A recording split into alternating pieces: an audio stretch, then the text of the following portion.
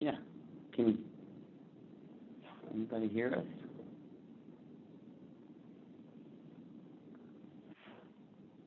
Hey, Sam? Yes, sir. Okay, we're just double checking because this fun phone of mine. It's working today. All right, the key is don't download the upgrade. Okay. I don't think it's a reason as long as the I specifically on this to be on there in case anybody got any questions. Okay.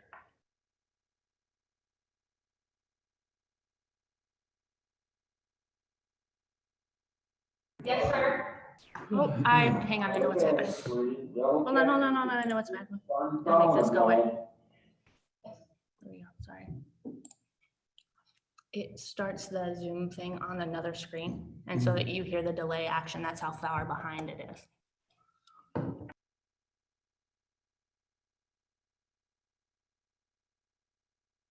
Yeah. Who's that distinguished man with the white hair and the mustache? Justin, not me. I don't know, he looks very smart up there in that left-hand corner. Well, we all know. I'm writing about Texas whiskey. Well, that's important. That's right. That's right. I don't know what time it is. Oh, 8:29. Oh, hang on. Yeah. I gotta get a map. I gotta get a flag. now Cameron's got all the slides, and we finished the presentation right before right before that meeting. And so he'll share that. Oh, Cameron, yeah, he's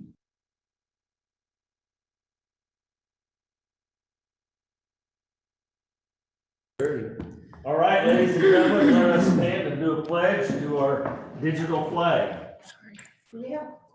Pledge Oh, wait. allegiance. Oh, Well, let's see, do we have a quorum? Well, we'll go ahead and start anyway, never mind.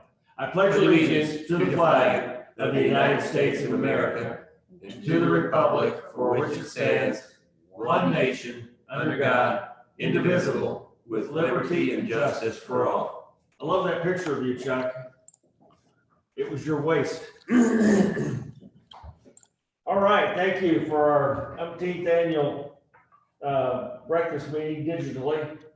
So Steve, I'll turn it over, or Cameron for the urban service area. Well, I kind of want to open here because, you know, we made today primarily about land use topics. And there's a reason for that because we've been dealing a lot with land use topics, annexations, zoning questions. We've had some really difficult, challenging projects that we have been working on for months now.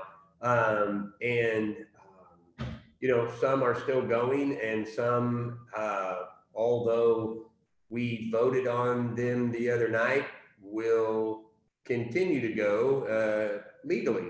And so we took that big list that we had been working on of like 32 things that we were working on in the planning department, and we really narrowed those down. And when we look at all of the different things, individual ordinances, what it all comes back to is, and you got to find this funny, what it all comes back to is Journey 2030. We are right now talking to the citizens of this town about what the city of Ozark is going to look like in the next 10 years. What the city of Ozark looks like in the next 10 years is going to be largely dependent on what the Board of Aldermen decides to do now with regards to annexations and how you decide to develop the community. And so we really want to take it back to that point. And that's why the agenda was structured with the items on it that you see, because it all goes back to that. Staff has had numerous meetings to talk about this, discuss it. Alderman Poston, you've been on some of those meetings. Mr. Branch, you've been on some of those meetings where we've talked about, you know, this all kind of goes back to the annexation. Now, with that being said, the first item is the urban service area. And we wanted to bring that back up because that's an agreement that was put in place by Ozark, Nixa, and Christian County well over a decade ago. And the county actually adopted language in their land codes that guide, that help us achieve our objectives in our comprehensive plans as municipalities. And so that's a very important document in discussing things with Cameron and Amanda and Jeremy and John on sewer and what we really need to do to maybe make that stronger and make sure that we have an understanding with the county about what they are going to allow and not allow. That impacts the city of Ozark in a big way. And we want them to understand what our board is going to allow and not allow, because those two things are connected and you can't separate that. So I'm going to turn it over to Cameron and I'm going to let him go through the urban service area, because we do have brand new maps. We've been working on our sewer maps. We're going to talk about that. So Cameron, if you want to start there, just wanted to kind of open that up and let everybody know what the morning was all about.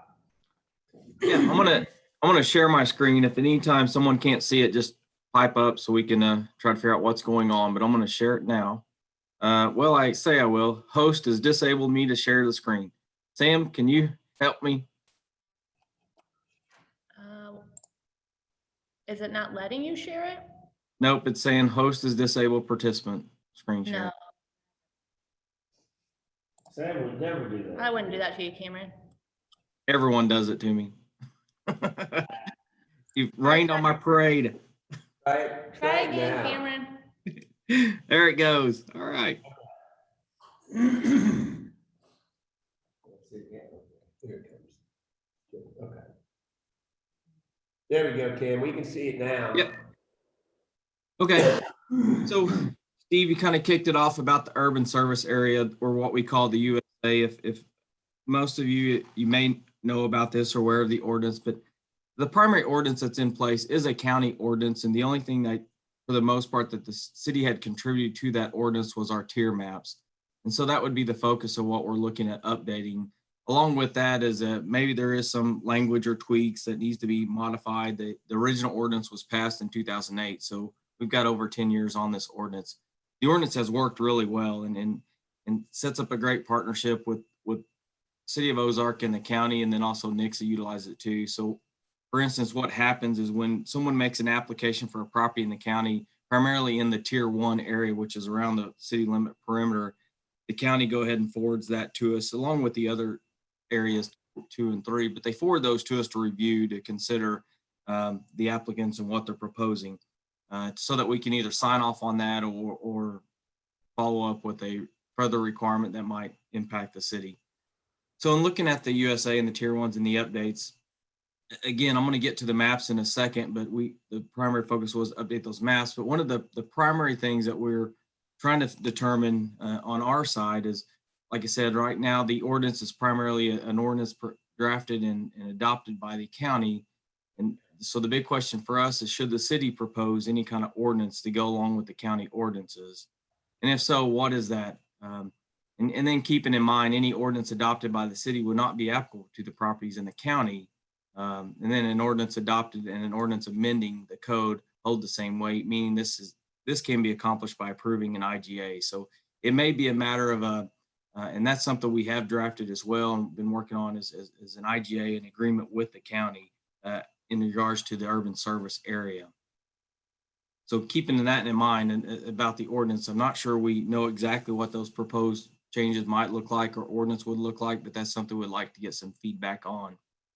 I'm going to pan to the maps just to kind of give you an overview of where we're at with those. Because I think looking forward to the future, the urban service area is probably what we need to really focus on for the potential of new annexations in the city. I think we're going to kind of fine tune these urban or these tier 1 areas. The current tier map, as you see here, this is the map that was adopted with 2008. And again, the primary focus that is the tier 1 area, which is kind of that lighter yellowish color. The dark yellow in the center is the city limits, and the outlining that is the tier 1 area. The tier 2 is the green area, and tier 3 is that further orangish color in the perimeters. Rarely do we see a lot of stuff in the tier 3 that we are considering looking at for development for the city. We have went back and kind of redefined those. So here are the proposed maps that we are going to provide to the county. The county really is only interested in the tier 1, 2, and 3 map, not necessarily our further breakdown of tier 1. But this is kind of taking another look and incorporating the water and sewer lines within the tier map, so we can kind of further define our limits and determine exactly where we can and cannot serve property. Transportation does come into play with this, but the bigger concern for servicing property right now is our utilities and reaching those outlying areas. So that the tier 1 area, again, the green is the city limits as we currently set. The tier 1 area is the blue color, and that's about just a little under 20,000 acres of property around the city. The tier 2 area is a little under 32,000 acres, which is that yellowish color. And tier 3 is a little over 40,000 acres, which is that pink. Again, the tier 3 just kind of squares it off, but the tier 1 really honed in and focused on trying to infill the gaps in city limits and really where we truly can quickly serve property. So Hey, staff. Cameron, I think, well, let me ask you a question. One of the, I know you're going to explain this, but in tier 1, all of the blue is compact and contiguous, right? And well, not necessarily, because what you're not seeing are the actual property lines. So there might be a gap because of properties. But yeah, I'm gonna jump to our breakdown. And again, holler if the screen's not catching up with you. So staff took a fire look at this, and the county told us on a conference meeting that we had with them, they don't necessarily need to see this map, but they understand what our goal is. Tier 1, we broke it up into tier 1A, B, and C. Tier 1A is those properties. That's the properties that are compact contiguous. Don't have to worry about, as far as annexation, if there's any concerns about them being compact contiguous based on state statutes. That area is about 8,600 acres of property. Tier 1B is just that outlying just beyond tier 1A, a little over 10,000 acres. And tier 1C is a little over 12,000 acres, and kind of those further limits of what our services are. That the staff has came up with definitions for these tier 1As. Tier 1A is an area that an incorporated community deems appropriate for urban land development. The property is compact contiguous, and also there is water and sewer within 300 feet of the boundary of the property. So both utilities are there for the DNR requirements for connection, and they are meeting the compact contiguous. So in my mind, this is a no-brainer for annexation. It seems to make sense, and for the most part, this fills our gaps to help kind of clean up our property limits. Tier 1B would be containing at least 2 of those elements. So they could be either lacking the compact contiguous, or one of the utilities are not there. Generally, the compact contiguous, we can work that out where they might have to acquire an additional property to help make that connection to the city. But there is one utility within the 300-foot boundary. And then the other utility that might not be there, that would just be up to the developer to extend. But we can start kind of reconsidering the thoughts about annexation, about the 1B area. 1A, again, I think would be for sure it's appropriate to annex this property. And 1B is when we kind of start thinking about, do we really need this property in the city, or want this property in the city, or is it appropriate to come in? The tier 1C area is where there's a bigger burden. It is not compact contiguous, and it would require a fairly lengthy extension of a utility. Again, generally those utility extensions are required by the developer, but we want to make sure that we're not stretching too far outside our service area and potentially creating a donut or a flagpole type annexation again when the city limits are completed. In the tier 1A and B, those are more as a 1 to 5 year plan timeframe. Again, the economy all dictates all of this. And then the tier 1C, we see more of a 5 to 10. That doesn't mean that tier 1C can't happen immediately. There's a current annexation coming in that would fall in that tier 1C area, but they made ways to get around this to make it appropriate for compact contiguous and annexation. So So I think looking and going forward in the urban service area, for staff anyway, the focus is really looking at this further breakdown of 1A, B, and C to truly justify and evaluate if it is serviceable. Right now, for the most part, all of Tier 1A is serviceable, but the burden of extensions of utilities or making contiguous is on the developer, not necessarily the city. So again, not saying that Tier 1, all one can't be annexed and serviceable, but it puts a little more burden on the property owner, and that's when we kind of see those outlying neighbors kind of concerned about the annexations. Any questions on that or thoughts about any kind of ordinance on the city side? Hey, Cameron. Yeah. I just, I hope this makes sense for the board and where all the things that we've been talking about, because we've never had subcategories before. And that's why we went into the Tier 1A, B, and C, because it seems like the reoccurring question that continues to come up from neighbors to the board, and then the board begins to question, do we really want to have this property in the city? And although the tier maps, I just want to point out, are based on compact and contiguousness and the ability to provide water and sewer service, just remember that that's not all of the public services that you take on when you bring in a piece of property into the city and when you assume the ownership of all the infrastructure. There's the streets, there's the public safety with the police department, you know, all of those other things come along with it. So this is just our foundation that we can use when we're working with the county, and also for the staff to be able to have to guide us in knowing whether or not an application for annexation is even going to be eligible or not. And I just want to see what the board thinks about what we brought forward so far. Because this goes down into a more specific area than what our tier maps were 12 years ago. Cameron, can you, I don't know if you have any way of pointing or kind of guiding me to it, but where is 65 Highway on that map?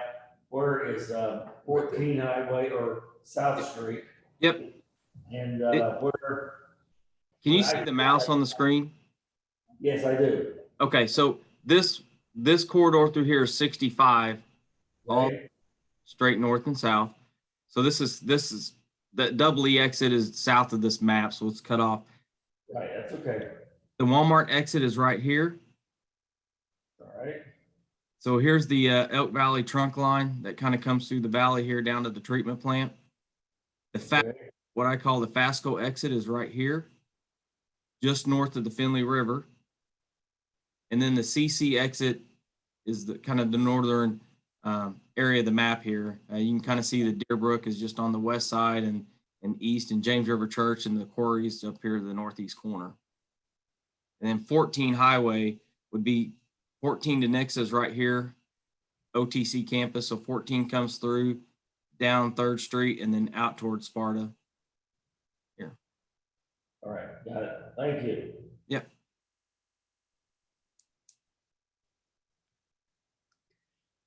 If there's no other questions, I guess keep going, Cameron. I mean, is there Okay. any questions that staff has of the board right now at this part in the presentation? I think the more of the questions for me will come up later, because I think once we determine about the annexation part is where. Okay. Well, There's no easy Cameron, I got a answer. question. Yep. So I'm looking at your map, all the annexation growth is going to occur to the south. And, well, let me back up. The majority of your, looks like the majority of your 1B and 1C properties in the south. And then 1A is sprinkled throughout town. Yes. If we followed this map sort of as it's laid out and things fell into place as, you know, in a perfect order, it would be 5 to 10 years out, maybe even further, before you see a lot of annexations on the south side in those 1B and 1C areas, right? And that's kind of our thoughts were But what does that do? And Jeremy or John, you may want to weigh in on this. What does this do for sewer? How much, if we grew in the way that this map kind of envisions, and you do all that infill and you're sending all that wastewater to the 14 plant, and Elk Valley is still sitting there running at 20-25% capacity, we don't start annexing on the south side for 5 years, 10 years down the road, are we going to end up having to build a multi-million-dollar pipeline because of an annexation decision we made? No, Nathan, we've got plenty of capacity on the south side. That is our largest triangle. Right, but In fact, my bigger concern, Jeremy, was with the plant on 14. No, we've got that all figured out with the sewer master plan. The annexations to the south would actually help us kind of balance the flow. And, right now we're only operating at about 20% of the capacity, about 200,000 gallons a day. Right. So Hold on. I don't that think I flow asked to that the south. correctly. That's not what Nathan's saying. What Nathan's saying is that he would rather encourage the annexations on the south to be sooner rather than later. I think. Well, hold on. Time out. I'm not encouraging anything. I'm asking if we grow the way the map shows, a lot of annexation at the CC and 14 exit. Now, annexation later on the south side. That's going to increase the burden of the sewer plant at 14. Yes, okay. Right now, we're doing somewhere between 1.1 and 1.3 a day at the old, or the Highway 14 sewer plant. We've got approximately an additional 800,000 in capacity. So if that were to all fill in on the north side, Nathan, yes, we would be very close, depending on the type of development, to reaching our capacity at the old sewer plant.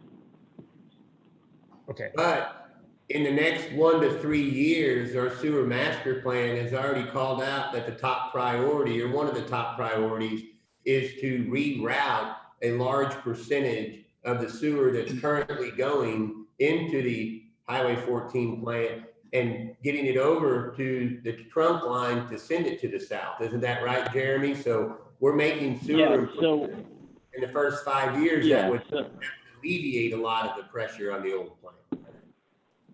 That's correct. Flow equalization is what we refer to it as, and it is basically taking all the sewer that comes through the siphon underneath the Finley River and pumping that out to the Elk Valley plant. And that then helps us on several levels, but it takes some of the pressure off the north plant as well. And remember, your south plant is your plant of the future. It's designed to be mirrored, to double the capacity really easily. It's already stubbed out. And that parcel of land can go all the way up to treating 20 million gallons. So it is the sewer capacity of the future out there. But yes, flow equalization. But Nathan, back to your point, on the north side, that's where we see the most pressure for development, obviously, with its proximity to Springfield. But there are some things that worry us about that, but that's why we've got the sewer master plan in place. Okay. Hey, Nathan, it's John. I think on the northern portion too, you're seeing a lot of purple, and I don't think that's by design. I think that's just because of all the development that you're seeing on the north side has created these the 1A category. But if you look, everything south of Finley River is also going to flow to the new Elk Valley plant. So if you look at it as a whole as tier 1, there is a lot more annexation as an overall in all three categories on the south side. And something that I'd like to put together is just get with Amber and see what the acres are of everything that would be annexed in that would go to the Elk Valley plant, and then everything that would be annexed in the one category that would go to the Highway 14 plant. And then maybe we could get that back to you, and you can look at that. Yeah, that'd be great, John. Do you guys also have some sort of calculation, I'm assuming you do, that a house contributes X gallons a year? Yeah. So DNR requires that we put together basically a running list of all the connections, and then they assign a certain number of gallons based upon if it's a multifamily, based upon if it's a single family. Yes, and we'd be happy to send that out as well. Okay, I'd be kind of curious. Another question, Steve mentioned it briefly, public safety. Have we worked on any sort of calculation for public safety? Go ahead. The chief is in here. There you are. Hey, Chief. I'm here. So with population growth, there's numerous different ways to do it. If you just go based on population, roughly for every 1,000 residents that we add to the city, I need 2 police officers. The bigger issue than even that, though, is the spread of my officers. So currently our zones are approximately 3.3 to 3.5 square miles per zone. By really, especially on the south side, when we start adding down in there, that's probably going to trigger me to have to create another south zone, which will then affect my minimum staffing for every shift, to where instead of having only 3 patrol zones, I may have to split into 4 to keep those short response times, just because of the geographic locations and things of that nature. Does that answer your question? It does. So again, we could back this down. So if you've got would you say 2 officers per 1,000? We could, we could back that down to some sort of per house calculation to get an officer cost, right? You can, and that is the most elementary form of coming up with what staffing needs to be. I have staffing surveys for our current call volume and stuff like that, where we can take geographical areas to new things that are coming into the city, and we can come up with a better guess of exactly what type of burden that's going to be on us based on call volume at a similar type subdivision or proposed development or whatever it may be, to come up with a little more accurate numbers. But as a rough rule, you can basically just guess on, for every 1,000 people that come into our community that are annexed in, we're going to need to add 2 additional officers. Okay, thank you, sir. That's all I got for now. I have a question. If you can hear me. So what we are looking at is a proposal basically for how we hope Ozark to grow. Is that the way to interpret the presentation, Cameron? Yeah, I think as we get through all of this, and hopefully we can make it through, that is the goal, I think, of staff, is really a direction from the board. How do we want to grow? Are we going to grow? Are we going to not grow? What is the direction? And Justin made a great point. One of the bullets further down is, hey, keep in mind, as the city limit grows, staff and services have to grow too. So yeah, that is the goal of this presentation, is really a direction on how we see the future and the growth, back to that Journey 2030 thing. And is this something that the Board of Aldermen votes on and approves once completed? Well, I think that'll be a matter of and if anyone else want to chime in, that'd be a matter of, once we determine what the direction is in creating some kind of form of ordinances, then yes, that would be. And then my final question is, how was this proposal developed? I'm sure you headed it because it's right in your office, but who else gets consulted? When you say proposal, do you mean the present? The presentation. I know it's not put before us to vote. I'm just curious about the process as to how it's developed. Yeah, so it was an effort. I mean, I had worked on it. Steve has worked on it. Public Works Jeremy and John has worked on it. Amanda's worked on it. We've got some input even from Chandra on her side too. But yeah, so all the departments are looking at this. And once we kind of have a direction, then I imagine we'll further visit with the other departments such as police and parks, knowing what that future might look like. And are you hoping for direction today, or for us just to digest it today? I guess as much as we can get. That is, what I would call a good direction or firm direction, but not necessarily a direction today. It's just more of really think about this to help guide staff on bringing something before the commission and board. Because right now there's, I personally feel like there's a little bit of a disconnect from when it starts in our office to get through the public hearings. Hey, Bruce, can I stay on there just for a second? I don't know that I would call this a proposal. I think that we are these are maps that are created from very hard facts, meaning here what is compact and contiguous, here is where we have water infrastructure, and here is where we have sewer infrastructure. Those things dictate what this map looks like. There's no suggestion or anything in here. Those definitions that Cameron provided before this map were created in Public Works, and those were definitions where we were just giving some sort of this is the first time we've ever created a sub-tier called 1A, 1B, and 1C. And so we were saying, you know, we're having such trouble trying to figure out what we want to annex, when we want to annex. We want to control more the development and the zoning of the development, but really that has to take place before we even decide whether to bring something into the city limits. And so what we thought was, because of the way the discussions have gone, we need to get ahead of this, and we need to really have an idea of what you do want to bring in and what you don't want to bring in before you have to have the zoning conversation. Because once you get to the zoning conversation, as you've pointed out, it's very difficult to go backwards, you know. So it's all based on water, sewer, and yeah, where the water and sewer and the city limits are, really.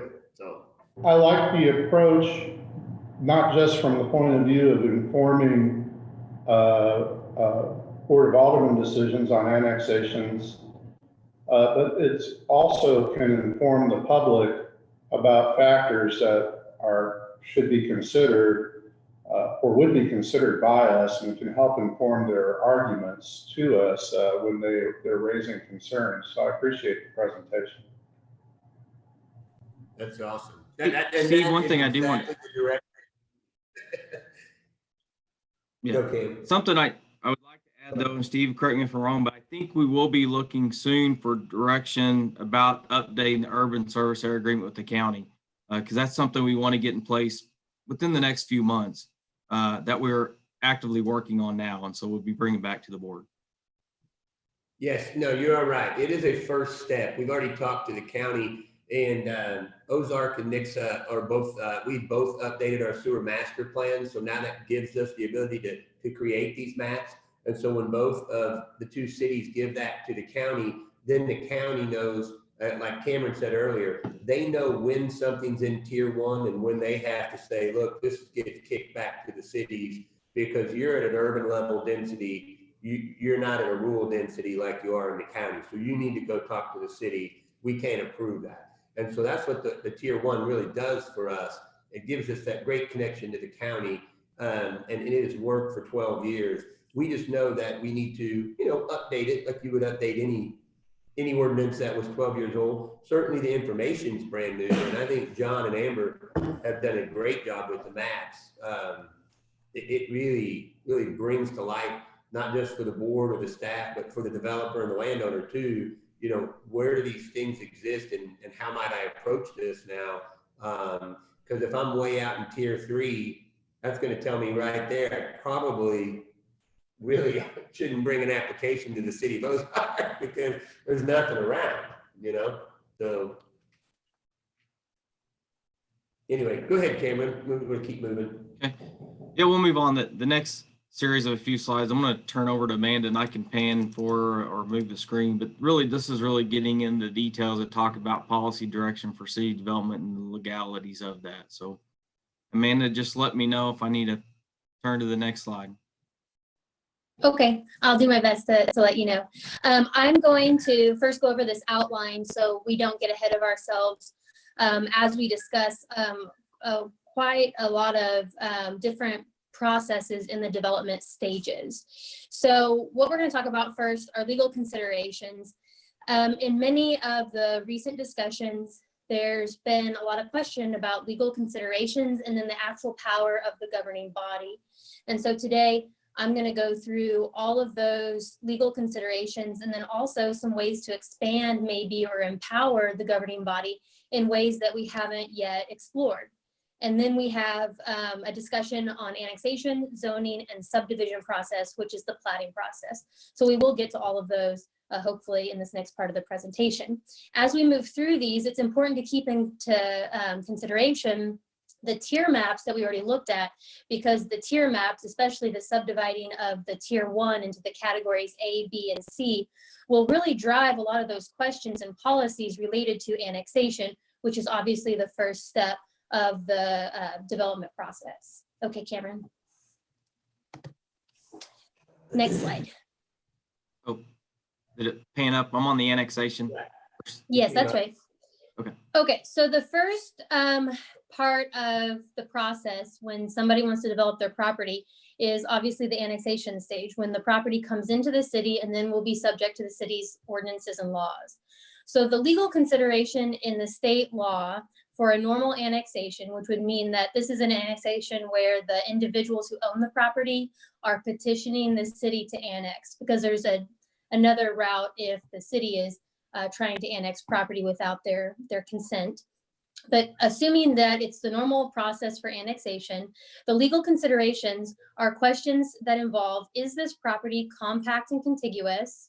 And can the city provide services in a reasonable time frame? And those services are more than just sewer, water, and roads, but they would also expand to public safety, like the police department and their ability to respond to issues of need in those locations.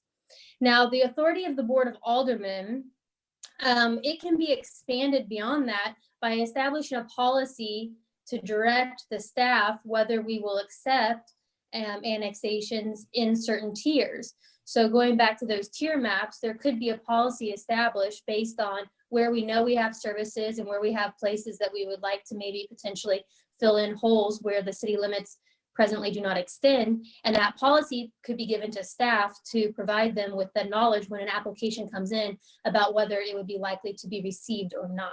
So that's one way that the board can establish additional authority. Just a side note on that the policy should really be in place in advance of the application being received. So that way the individual developers don't go through additional and sometimes costly work to bring that forward, such as a survey or mailing out notifications or doing a publication. So that policy can be put in place, and then staff can communicate that to anyone that approaches. The second step of the development. Amanda? Yes. Just real quick. Yes. The city services on the annexation, is there a definition of or a list of what that is? Does the city determine what a service is? Who determines what a service is?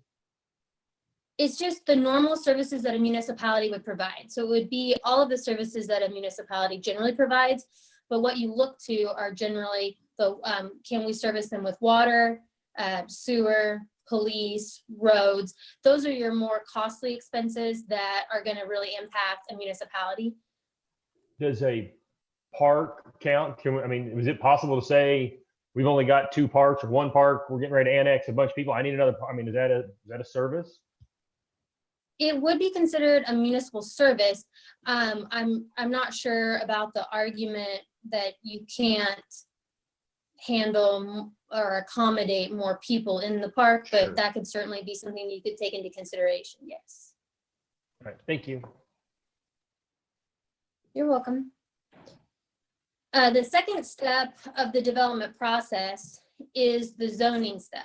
This one is a little bit more cumbersome to walk through on the legal considerations. I know there's a lot of words that I've included there, but feel free to read through it, and I'll kind of walk you through it.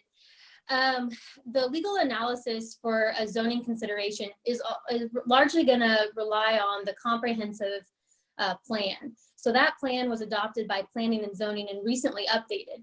And that sets forth a roadmap of sorts for how the city boards really envision the different zoning districts to be filled in the city. So that's where you establish if you want this area to be residential or commercial or industrial or other subcategories of those.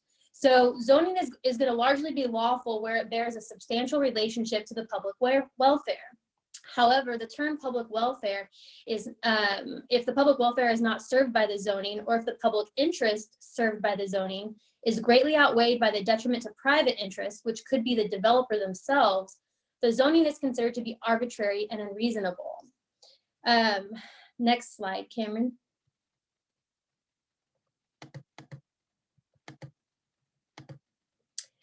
The legal considerations continued for zoning, and I've listed these. These come from some cases that analyze whether a zoning request was appropriately denied or not. The court looked to several factors, and these factors are not a holdfast rule and they're not established in law, but this is generally what courts will look at when they analyze whether the governing body in approving a zoning request made a decision that was either arbitrary and unreasonable or whether it was valid.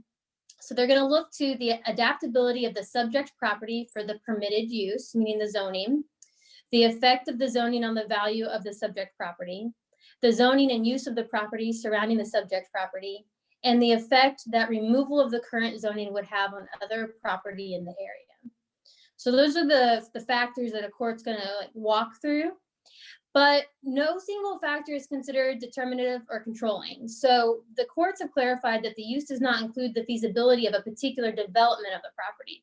The use is really going back to that generalized use of residential, commercial, industrial. It's not if you are building a shopping mall next to another shopping center, they're not going to be considering that it's the actual mall that's going in. They're going to be considering that it's a commercial use that's going in. So getting into the details of what's actually going to be platted there, that goes at one step beyond, because that's really taken up in the subdivision process. And that was the issue in one of the cases where we received these factors.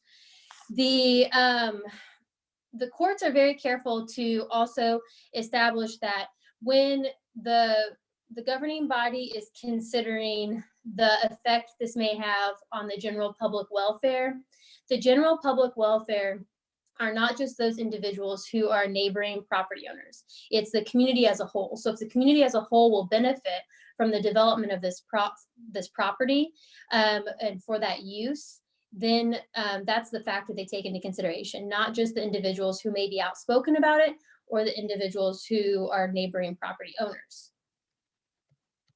And that largely was something I provided to the Planning and Zoning Commission when they asked for clarification about how to handle zoning requests versus platting and subdivision requests. I analyzed that and provided that to them in an opinion.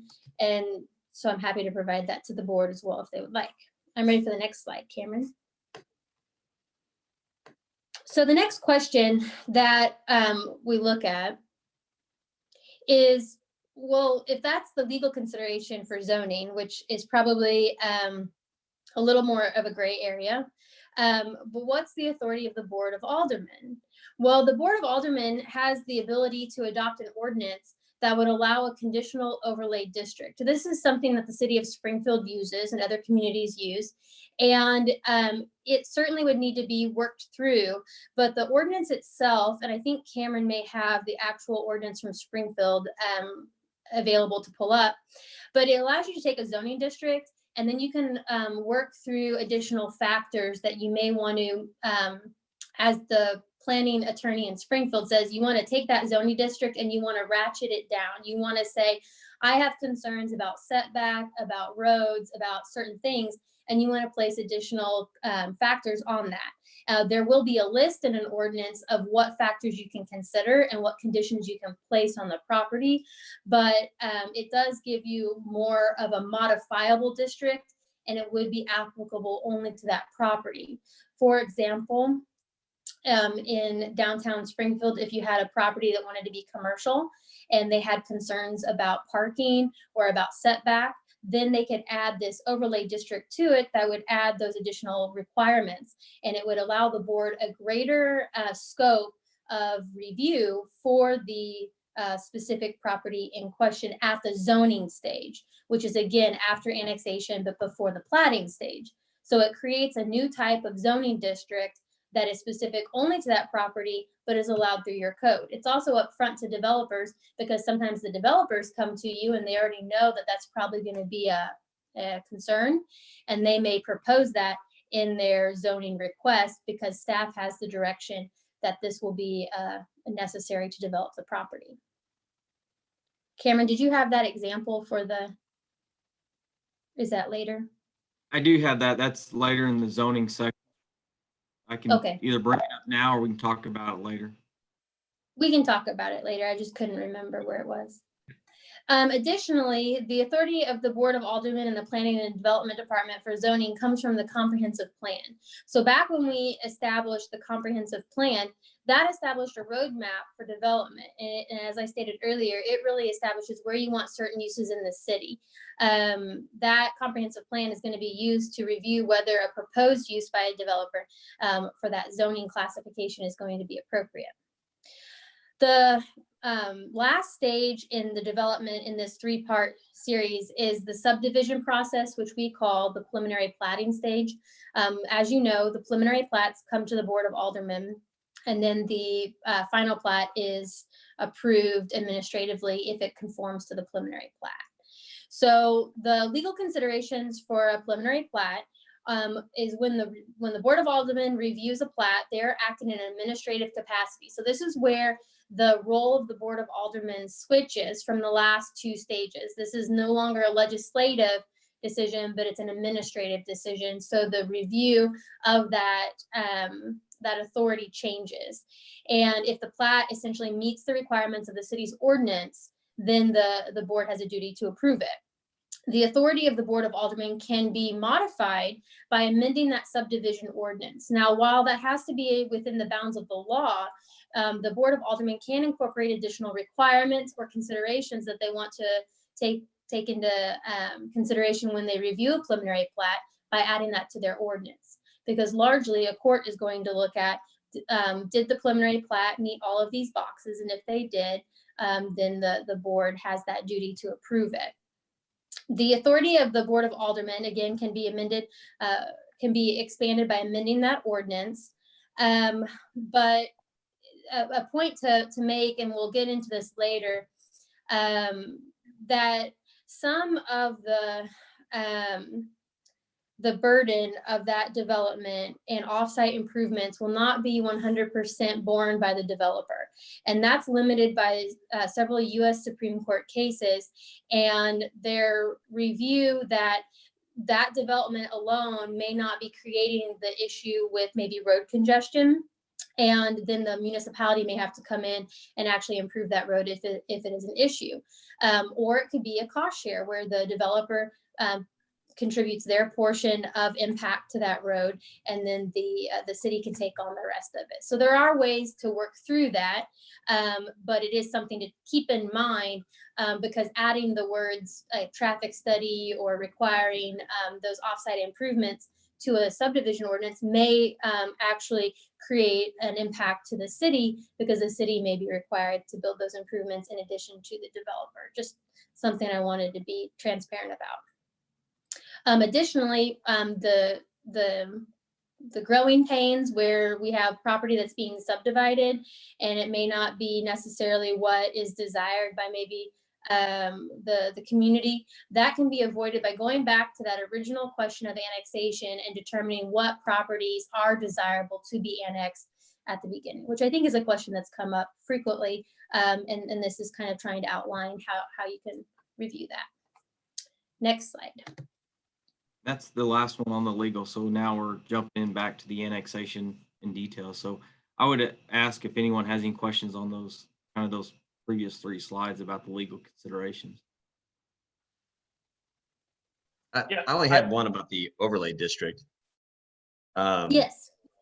Is that something that's like a preset thing of conditions, or is that something that's situational? Like if something comes up, do we have to have something in place that where we have to apply this particular type of overlay district, or is it something that we can look at a big piece of land or something as it comes in, and then kind of tailor it to what we think will be best for that area? That's a great question. And I see Cameron has pulled up on his screen sharing Springfield's overlay, conditional overlay district ordinance. As you can see, there are a set of factors. So they have limited what the board can expand on, or what factors they can place additional regulations upon. So for example, it could be reduced heights, increased setbacks, increased open space, reduced building coverage, offsite improvements, as long as, again, we meet those Supreme Court factors. So that's the list of tools or resources that either the developer or the board can use to say, in this area, we really desire to see this, and then that's placed on it with the zoning. Does that help answer the question? Yes, I think it does. Thank you. Yeah, and I'd like to add too, this is something that, an example that we found that the questions that we have right now is, does this apply to the entire city, or are there certain areas of the city? That's a lot of details we'd have to figure out and work out. But I think what this would be helpful for staff and then the board and the commission is having criteria set in place that says, yes, we can, or no, we can't. And so it's a clear understanding of putting any kind of conditions on these. But determining exactly when this can happen, where it can happen, is something we still have to work out. And just in addition to that, the board can use the tier maps that were talked about earlier, where you do have the holes where you have county property within, basically surrounded almost by city property. And you can establish that some of those tiers, maybe the dark purple tier, which is already compact and contiguous and meets those requirements, those may create a larger growing pain than some that are on the outskirts, because those are going to abut already developed city property. So if it's a policy of the board that they want the city to focus in on any of these factors, or if we add other factors to our conditional overlay ordinance, then the staff can be using that with the discussion with the developer from the beginning, and the developer can propose that in the zoning request. So it's a way to alleviate some of those concerns at the beginning of the process rather than at the end. And that's perfect, right there what Amanda just said. Everything you're seeing today is are suggestions and examples of the discussions that we've recently had to try to get you to where we think you want to go. And these are examples of what other places are using, but it's having these in place, like RJ was asking. You got to have these things in place so that when those preliminary discussions begin between the developer and staff, we can guide that developer and they know exactly what rules they're playing by, instead of when we get into the process and we say, you know, I know you're at the 11th hour, but I think we want to do this. That, as you can see from recent examples, causes us a lot of grief, causes everybody a lot of grief. So we're trying to get out ahead of it and put these things in place to achieve your overall objective. And so that's why we're bringing you all these examples today. But good point, Amanda, at the end there. Bruce, you had. I think we left off. I had a question, and just so that I understand the overlay district process, following up on what RJ was asking. So when does the board, can you give me an example of a situation where the board provides the examples and the developer adjusts? I'm not quite sure. I still understand what the staff needs from us on direction from overlay districts. Okay, the first step would be for the city of Ozark to propose an ordinance amendment to add what you're seeing on your screen as part of our city code. So it's actually adopted. In order to do that, what we would bring forward to you is a list of factors that you may want to take into consideration in the zoning, which are largely there under that subsection 3, which are factors that may cause, as I use the term, like growing pains. Those are things that Springfield felt might be needed in zoning certain properties to ensure that those growing pains are addressed at the zoning stage. So the first step would be to adopt an ordinance that sets forth those factors. The second step would be for the Board of Aldermen to establish a policy that there are certain properties that are largely in a tier, which we thought it would be logical to go back to those tier maps because that's where your growing pains are going to occur. And you would identify where you would like to see these factors considered at the pre-development discussion. So then hopefully whenever the developer brings forward a zoning request, they have already factored into that zoning request this conditional overlay district and those factors. So they would be proposing that to you and it would alleviate that request from the board.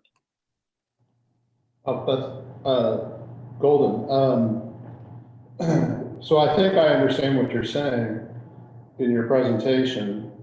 I think you had referenced that the board had wanted greater discretion in how to, in its oversight of the platting process from zero to something better.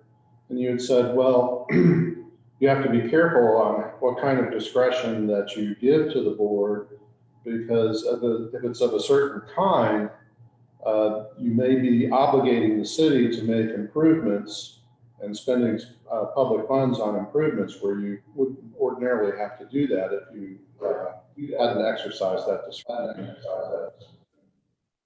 And then what you're proposing is a workaround that gives the board quite a bit of latitude, but it does require some discussion and planning and looking at the tier map to understand what our policies are after we pass the ordinance that allows us to do the district overlay.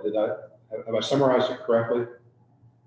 Yes, but one point of clarification, just to make sure it's clear. If you see there on the screen, subsection H, it says offsite improvements related directly to the intensity of the development. What the Springfield ordinance is saying there is really the same thing I was explaining earlier, where the offsite improvements are still going to have to fall within those bounds that the U.S. Supreme Court has established. And so by requiring offsite improvements, you may still be impacting the city's budget because the city may need to make those improvements too. That doesn't alleviate that issue. But this ordinance does give provide a solution to potentially those growing pains where the board is wanting some more discretion on how they see those properties develop at the zoning stage.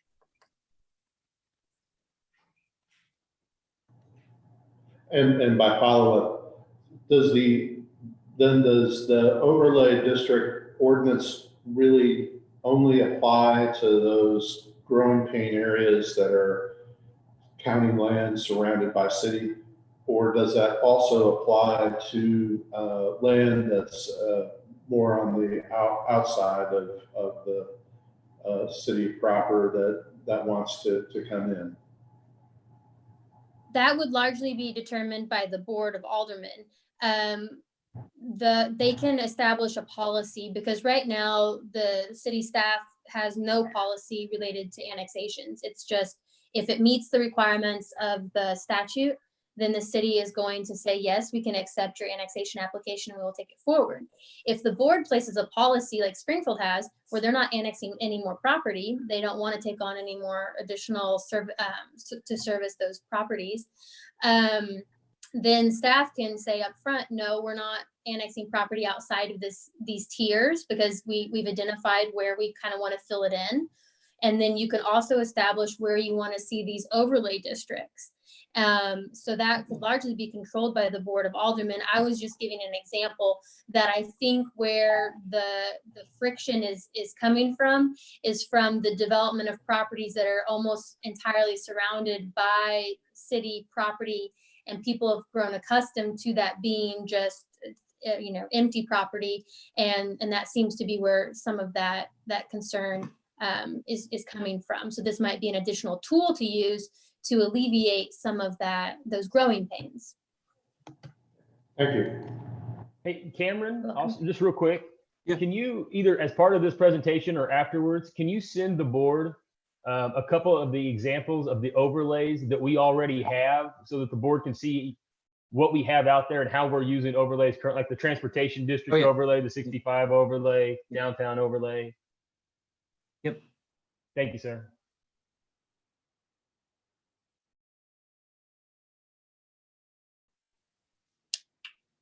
I have a question. Can you hear me? Yes. Yes. Are you Yeah. asking Okay. it to me? Anybody?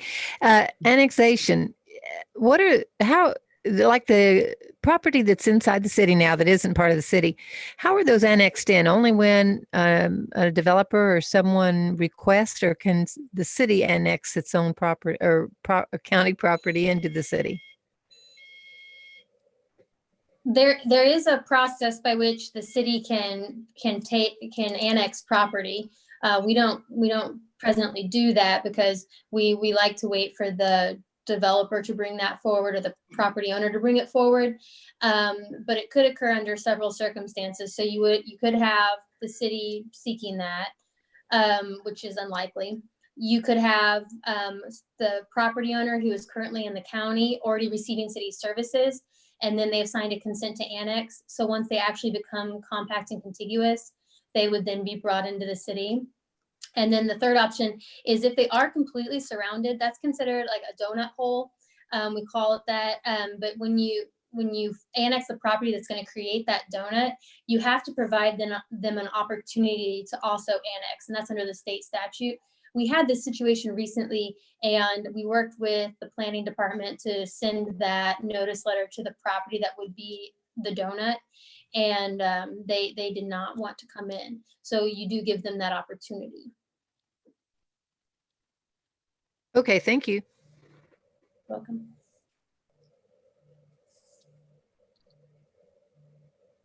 So I think we're going back to breaking down the different steps, annexation, zoning, and the subdivision or platting process. And I think Cameron and I will both be addressing this, and maybe Steve, but we're going to walk through some questions that staff has moving forward, kind of expanding on the discussions we've had with the tier maps, the way the board maybe envisions development in the city, and then knowing the legal considerations and the authority the board may have, how that may be applied through each step of the process. So Cameron, I'll turn it over to you unless you want me to keep going.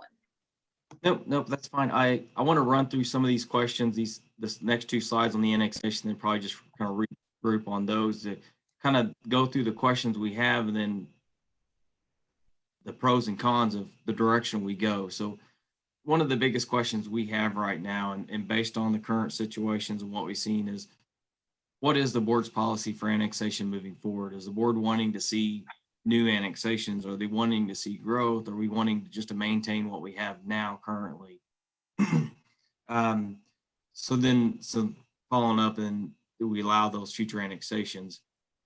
Staff is looking at and proposing probably more of a stricter policy on annexations based on the updated tier maps, and helping guiding us through those applications along with the applicants. Do we only annex areas in to fill the voids of the current city limits, primarily be those tier 1A areas? And then just keep in mind, the comprehensive plan does identify that as a goal, is to fill those voids. And then following up on that, other considerations about annexation. There's always been this discussion about consent to annex. Those could be a positive thing or a negative thing, and we sometimes it seems like we do try to avoid those. They do make sense to consent to annex when someone has a failing septic well or whatever, and they need to get that connection for their single resident or a commercial property. But it doesn't make so much sense on the staff side when it's a big, massive land with the development, because at the time they do become compact contiguous, and staff is tasked with having them act upon that annexation, which is a requirement they do sign. But making them fill out that application, pay those fees, and go through the process is a hurdle. When a subdivision, if it was a platted or an annexed massive land, then it's platted as a subdivision, then all those individual lot owners have these consents. That becomes almost impossible to get these landowners to act upon the annexation. We did experience a little bit of a pushback probably about a year ago on a property up at CC in Fremont on the school. We actually had to ask them to act upon the consent to annex, and we got through that. It wasn't so bad, but it was a little bit difficult to get started, where they had to understand, they had to do the notifications, they had to pay the fees, they had to provide the mailings, but they did have that consent to annex that was signed years ago. And we needed that for a neighboring property to be compact contiguous. So just keeping that in mind about consent to annex, and then the growth of the city. Well, as the city grows, we all need to keep in mind the staff has to grow and our services have to grow. Right now, the situation of our facilities and staff, we don't necessarily see an immediate growth. And if that's the case, then it makes it really difficult to grow the city. Back to that, 2 officers per 1,000 people, I believe it was what the chief said. That makes it really difficult and puts a burden on staff and strain the city. And then the flip side of that on annexation, if we don't annex property, the concern too, we brought this up with the county is, well, if they're on the edge of city limits, we don't annex them in, well, are we going to extend our utility services? What about in the future when they become this donut hole that probably should be in the city? Well, we don't necessarily want to annex those in because they weren't built to a city standard.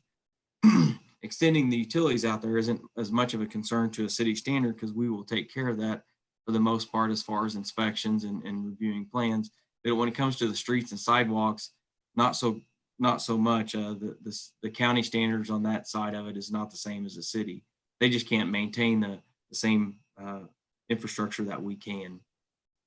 So keeping that in mind, if properties are not annexed but yet are developed in the county, our department, and I'm sure there's other departments, do see calls for services or complaints in subdivisions that are, for example, Pinecrest, that are in the county, but they're surrounded by city. The citizens just assume they are in city limits. And when we tell them, I'm sorry, you'll have to call the county, a lot of times they do not like that. We just do not have any policing power or any authority over that property. So anyway, that's in a kind of synopsis of the annexation. That's the 2 things to keep in mind is, 1, are we going to annex future property? Yes or no? If we do, then we need to know that there's criteria for that, and that when someone makes an application for annexation, it is just to annex it into the city. Keep in mind zoning and plattings at a later stage. But if we do not annex the property in, what does that mean if it does develop along city limits, outside city limits? So if any questions or comments on that. Cameron, I've got a comment, and I've talked to some of the other aldermen about this, and I think it's not a decision we can make today, but I want to throw it out there. For better or worse, we're a city funded by sales tax. It's that simple. We don't have a property tax. When all these property owners get up there at an annexation or zoning meeting and they're rattling off about the city just wants houses for revenue, it's a lie. Houses cost this city money, period. They cost us money. And without a use tax, we are sliding back fast. And so I'm just going to throw my cards on the table and be completely honest. If the use tax fails, if we do not have some sort of revenue system that's robust enough to accommodate people, then my opinion on annexation will change, or may change substantially on June 2nd. That's as honest about that as I can possibly be. Good point. Good point, Nathan. You know, I'm really glad that we're bringing this to you now. I think Cameron and Amanda and we all put this is just a great presentation, and it's a lot of good things to think about, a lot of good examples of what we can do. And Nathan's right. You know, I know Nathan knows how I feel about that too. And you know, June 2nd is really important, and you know that'll probably tell us whether we're going right or left. You know, maybe make a lot of decisions for us. Or for you as a board, excuse me. And I think after June 2nd will help tell us the direction we need to go. So taking any formal action on a few of these items right now may not be necessary yet until we know for sure how the city's going to move ahead. Well, let's move on to the next one. If nobody has any other questions about this, I want to definitely want to make it through this because there's a lot more good information too. Yes, that next slides will focus more on that zoning and single family. Some of the things that have been brought up recently that when developers make an application, something that, and again, using Springfield as an example, that Springfield requires is developers are required to conduct these neighborhood meetings prior to coming to any commission or board. These meetings are meetings where the city or staff do not attend. It's all driven that the developer has to complete these. However, For example, in Springfield, they do provide letter templates and an affidavit notice and a sign-in sheet where the developer applicant does have to complete that and turn in as part of the packet for staff's packet to the commission and board. So it's something that we ought to think about, and that would be an ordinance update or policy change in our ordinance changes. If that's something we want to consider, that might help deter a lot of the upset neighbors at these meetings if we do require these. On the flip side, being on a previous role of doing that, that is a burden that you put on the developer, that there is some pushback, there is some frustrations, but it's just something to keep in mind. But at the end of the day, I think it would be beneficial to get it, once it goes to the commission and board, to have these already completed before those public hearings. Change of single family zoning, something that we've been talking about, and I would admit it's not moving as fast as I think some of us had hoped, but we are continuing to push along. We have been trying to look at the scenario of replacing our 4 current single family zonings with 1 and 2 zonings. So it's pretty more straightforward, and we don't run into the scenario of which size of lot size is appropriate for applications. So we are looking into that. The hurdle we have right now is, what does that mean to the existing zonings we have in place? Not sure that the right approach yet. One option would be to look at rezoning the entire city, which would be probably somewhat difficult. Or do we keep those in place and just amend it so that they are in the ordinance existing, but no new properties would be zoned with those prior zoning districts? So something that we're looking at there on our side of the zoning ordinances. The potential challenges would be, if removing those, is what does that mean? If an existing R1A is in place, can they rezone to another zoning to change their property size? I don't think that's the goal or what we'd want to do. I think it'd only apply to probably a mass zone land that hasn't been developed yet, that they potentially could rezone to come into compliance. So putting some kind of restrictions on that would be something we need to consider going down that road.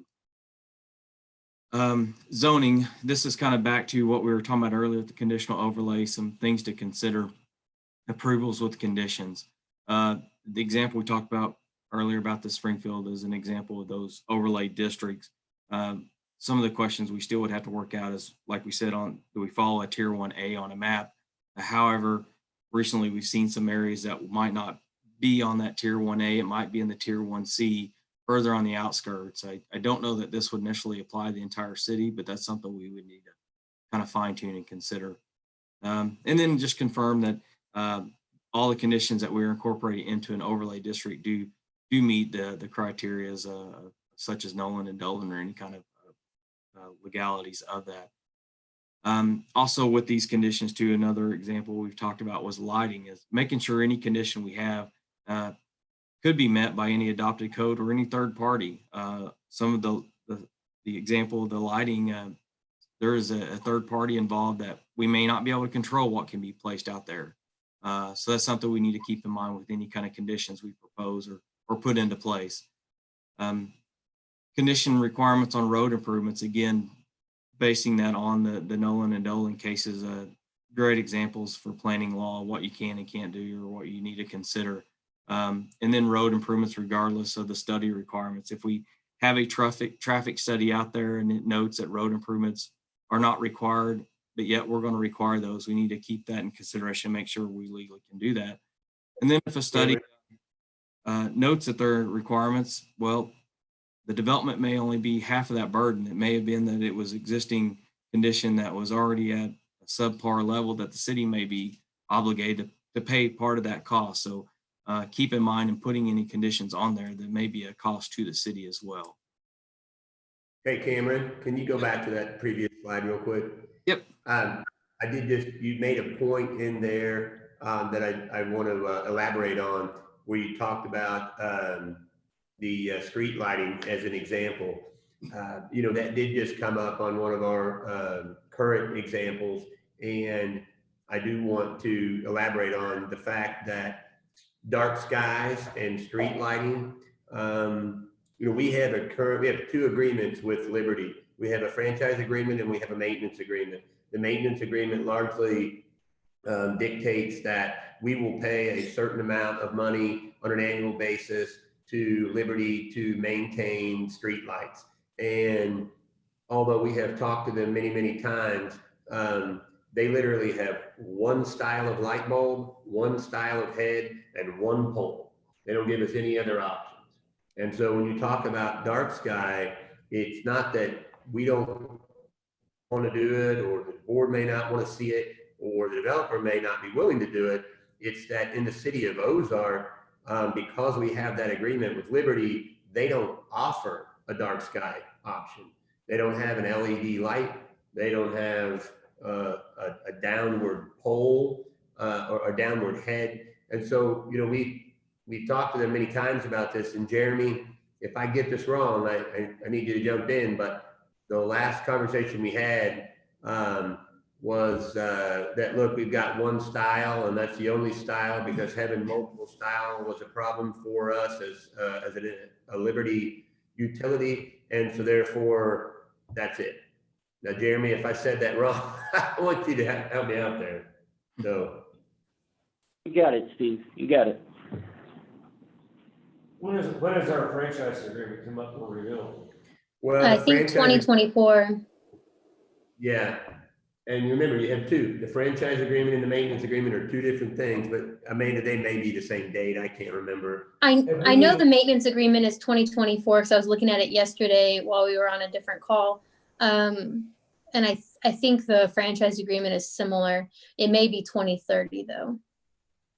Okay. Have we ever had the discussion with Liberty that we really want to go in this direction? And what can you do to reverse your policy? Because this is important to the development of the city. I think we've probably had half a dozen conversations like that with them, Jeremy, that have probably gone nowhere. Yeah, very, very candid conversations, worked our way through the local representatives up to kind of the regional representatives, and they always seem like good meetings, but we see no results from it. Okay, well, Amanda, is from your perspective, from a legal perspective, with those two agreements, the franchise and the maintenance agreements, is there any kind of pressure that you see we can put on them to allow us to do this, rather than just taking their no and going with it? We can certainly negotiate that, but one thing to keep in mind is that while they may start allowing the use of those, the cost may be borne by the city because the maintenance may fall on the city. They may say, well, we'll let you put those in, but Public Works will have to maintain them, meaning that we would have to, you know, pay an additional cost than what we're paying now and actually take care of them. So that's something to keep in mind. But we can certainly bring it up at the negotiation stage. One thing I might say about that is, a while back, looking over the way they do our maintenance agreement, is they factor it in on what this seems to be. They're anticipating so many lights needing to be changed. So whether they change them or not, or whether they maintain them or not, they're still billing us for it. But as far as my understanding is, they don't maintain anything unless they get a phone call. And with the type of lighting they're putting in and they're maintaining, it's more expensive than LED in every way. So it doesn't matter whether it's the lamp or the ballast that they require and everything, all their components. We have right now, Liberty is keeping us on very, very old technology, and there's no good reason why. It uses more electricity. It's harder to maintain. It's problematic in every way. And so we have an entire country that's going away from these lights, and they're less and less useful, and they're keeping us on it. And there's no good reason besides the fact that honestly, it's really a good money maker for them. I mean, that's really what it comes down to when I looked at everything. And so I think there's a lot of LED options for them, but I don't think they're utilizing them. RJ, let me ask you a question. I'm glad that you are part of us now and have the expertise. For those of you that don't know, RJ is a master electrician, owns his own electrical company. So we would consider you an expert. So let me ask you this question. If we did have to take on the maintenance of this ourselves, if they said, okay, we're not going to do it, just hypothetically, would it be possible for us to find a supplier that could retrofit to LED the fixtures we have when the bulbs go out, and in the long run, with the conversion to LED, would it be worth the cost of converting? Yeah, Could actually, the city go ahead. afford it? Yeah, could the Well, yeah, city because afford it? actually, what would be more, they have, what would you'd call a stem or whatever coming out, and really, honestly, you don't even have to retrofit them for a really inexpensive cost. It comes right off, and an LED goes right on. And the type of LEDs, the way they have them, without a lens, you're actually kind of hitting your dark sky requirements. Not that it's a dark sky certified fixture itself, but because of the BUG rating, the backlight, the uplight, and the glare, you're keeping it down to a certain level where it does meet dark sky qualifications. And so you have a really inexpensive fixture. Actually, the fixture is cheaper than just the lamp that they're replacing. And they all come with 5-year warranties, and they have all this different stuff. So if you do in that 5-year period have a problem, the manufacturer is going to have to supply either the replacement parts or a whole new fixture. So there's a lot of there's so many options for them to replace they don't even make the kind they have really anymore. I mean, they're kind of they make them, but no one really is using them anymore because LED is just so much more inexpensive and easier to use. So Okay, I don't, I've got another question. You go ahead. Okay. Well, I was just gonna say, I don't think that any of us can answer whether or not the city could afford it. Because if we're still paying Liberty to do something because we have an agreement with them and they're going to be charging up those lights and we're still paying electricity, we're gonna have to do a study to determine what the capital expense up front would be. And if we're paying that capital expense and still paying the Liberty bill because they just say, I don't care, I'm not gonna maintain it, you have to put it in. And oh, by the way, you have to meter every one of your individual light poles out there, which they've threatened to do before on the downtown area. Jeremy, I think you can back me up on that, is that anytime you touch one of these poles, we're gonna make you meter it. So you have a meter on every single light pole that's individually done. So I don't think we can answer whether it's affordable. We would have to look into that. And again, No, that's exactly where I was going with this. Yeah. Yeah, and I'm sorry I didn't answer your question. Really, I think the question is since those lights are tied straight into their lines, I don't believe they'll let us touch them. So I think the idea of being able to maintain them or to mess with them or to do anything to them, I don't think that Liberty will give us the clearance to do that. Or if it's something that I don't know, you'd have to look into the insurance wise as far as whether the city wanted it to have their guys actually attaching to certain lines that can't be killed and things like that. So there's a lot of other issues there that I think that they would stop us from being able to maintain them, change them out because we don't own the lines. And I'd say that would be the roadblock there. Wow. So we're dealing with a company that's got us where they want us and they're not going to let go. And, I've got to think there's a way somewhere to put some public pressure on them.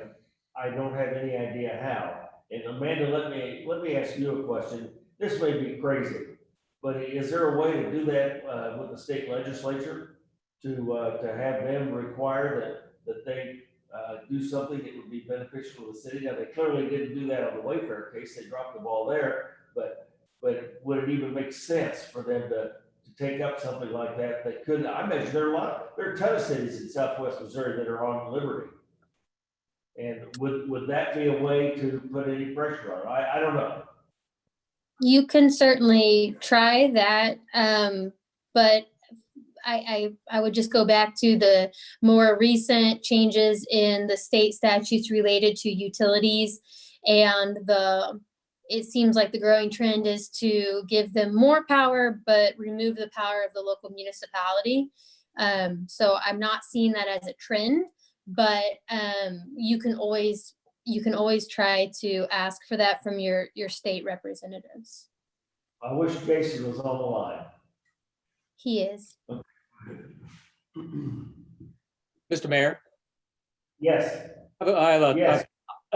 Just briefly, not to insert myself into the story, but I actually was in Tucson last year and I met with the International Dark Sky Association, and they are aware of the direction that we want to go.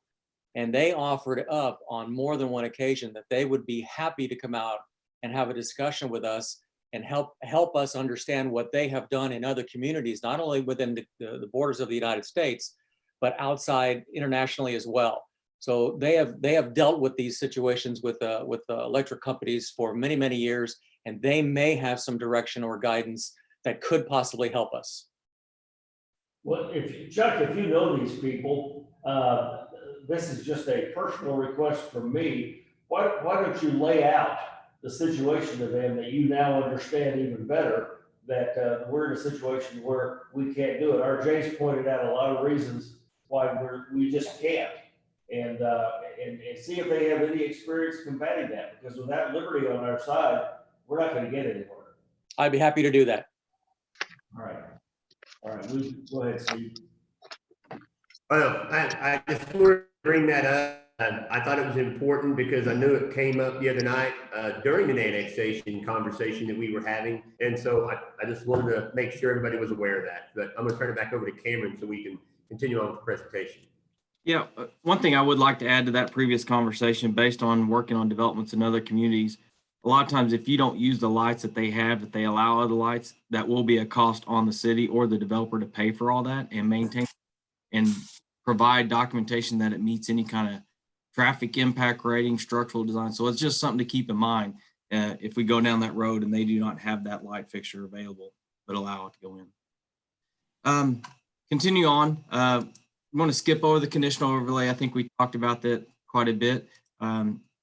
Offsite improvements, again, talking back to mostly street and utilities, and define those offsite improvements, and keep in mind there's cases. I can explain this if you want.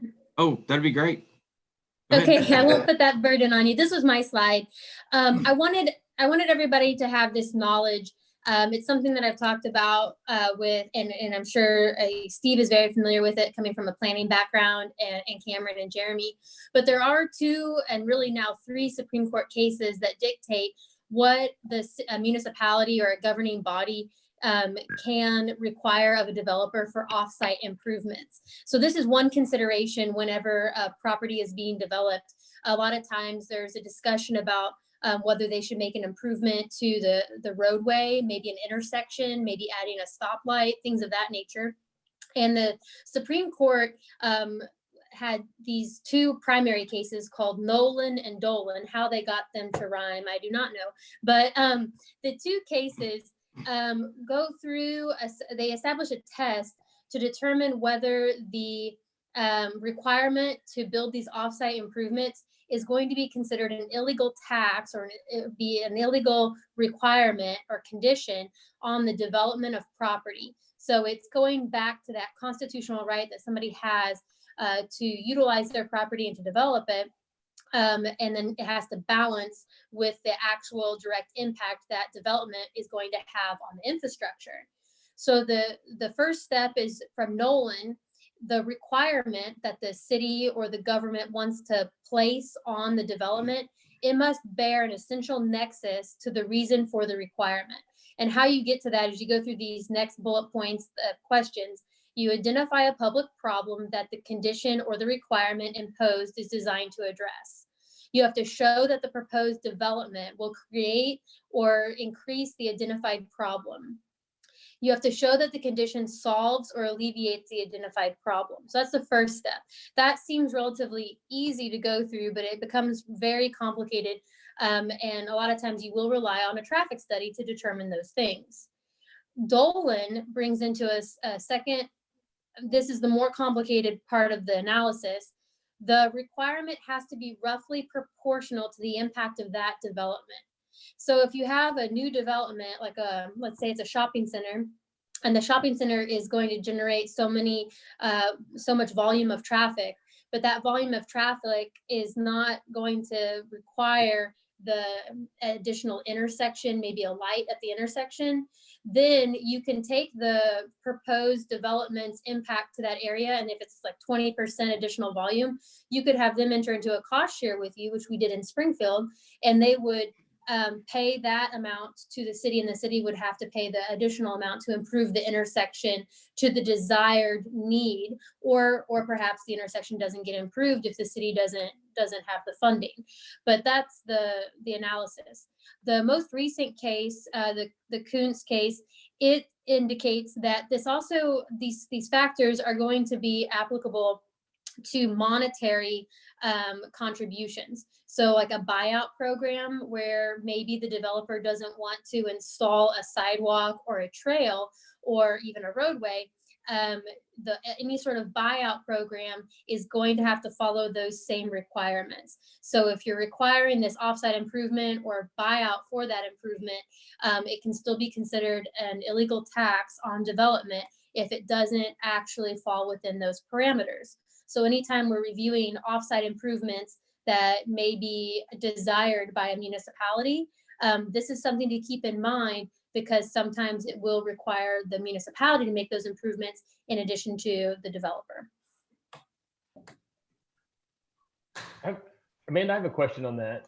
Yes. How much, I'm assuming there's a lot of gray area in here. But what happens in a situation, go back, use your shopping mall. So I built the shopping mall and I took the capacity at a particular intersection right up to 100%, but no improvements were required, right? So that shopping mall is good. And then across the street, a restaurant goes in. This restaurant generates a fraction of the traffic of that shopping mall, but now that additional traffic does put that intersection over 100% of capacity.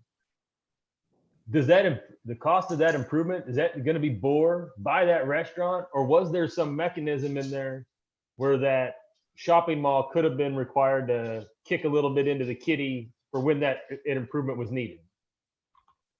I think there is a mechanism for defining areas where the municipality may know there needs to be improvement at some point, because the whole area is going to be a commercially designed area, and you can establish that, but it will still have to meet these factors. So I think it's possible.